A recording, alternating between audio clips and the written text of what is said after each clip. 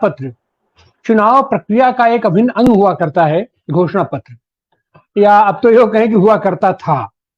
घोषणा पत्र, सारे राजनीतिक दल अपना अपना घोषणा पत्र जारी करता था। यहां तक कि जितने प्रत्याशी खड़े होते थे वो भी अपना अलग से घोषणा पत्र जारी करा करते थे। तो उस घोषणा पत्र का मतलब होता था, वो घोषणा पत्र जनता के बीच जाता था। लोग अपने प्रत्याशी के बारे में, अपने राजनीतिक दल के बारे में आकलन करते थे कि क्या सोचता है, क्या कार्यक्रम है, क्या आगे आने वाले दिनों में क्या करेंगे। उसका एक गंभीरता के साथ घोषणा पत्र को देखा जाता था। और हम राजनीति विज्ञान के विद्यार्थी के रूप में हमको याद है, आज की तारीख में भी हमारे यहाँ सारे चुनावों के अधिकांश जितना भी संभव हो सकता था हम सबके घोषणा पत्र इकट्ठा करते थे। और हर बार के घोषणा पत्रों का हम लोग मूल्यांकन किया करते थे, उसकी विश्लेषण करते थे। और आने वाले दिनों में इनका क्या घोषणा पत्र होगा, ये इसकी भी एक तरीके से हम लोग ये भविष्यवाणी करते थे कि अब तक इनका ये घोषणा पत्र रहा है, ये स्थिति है, और आने वाले दिनों में इनका ये घोषणा। वो एक तरीके से राजनीतिक दलों का पूरा कार्यक्रम हुआ करता था। लेकिन इसकी गंभीरता को नष्ट किया बहुजन समाज पार्टी के मायावती ने पहली बार राजनीतिक अपनी पृष्ठभूमि में उन्होंने कहा कि घोषणा पत्र का कोई मतलब नहीं है, मैं कोई घोषणा पत्र दूंगी ही नहीं। और उन्होंने घोषणा पत्र नहीं देने का काम शुरू किया। लेकिन पिछले दिनों भारतीय जनता पार्टी जिस तरीके से घोषणा पत्र का माखौल उड़ाई, और उनके तत्कालीन राष्ट्रीय अध्यक्ष अमित शाह ने कहा अरे वो तो जुमला था, तो आज की तारीख में घोषणा पत्र जुमला बन के रह गया है। लेकिन फिर भी सारे राजनीतिक दल आज की तारीख में भी घोषणा पत्र अपना देते हैं। अब वो कितने गंभीर है उसके प्रति नहीं गंभीर है वो तो अलग की बात है।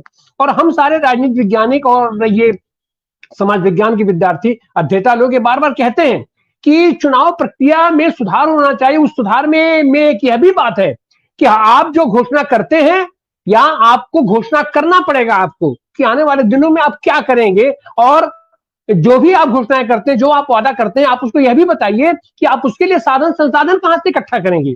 तो ये कीजिए। और बाद के दिनों में अगर आप जो घोषणाएं करते हैं वह घोषणा पर अगर आप खड़े नहीं उतरते, नहीं करते हैं, तो आपके ऊपर दंडात्मक कार्रवाई की जानी चाहिए। आपका ये राजनीतिक दल की आपकी मान्यता तक आपकी छीनी जानी चाहिए। लेकिन जब नाविक ही नाव डूबे तो उसे कौन बचाए।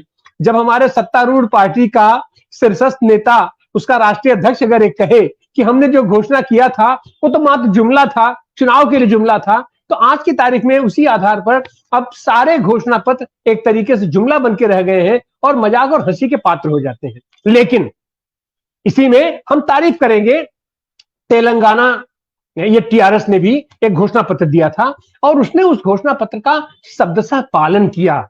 और आज की तारीख में भी वो ये जो चुनाव 5 राज्यों का होना जा रहा है उसमें वो पिछले घोषणा पत्र के आधार पर और भी बढ़ चढ़ करके जनता के लिए जन कल्याणकारी अपने योजनाओं की उसने घोषणा की है।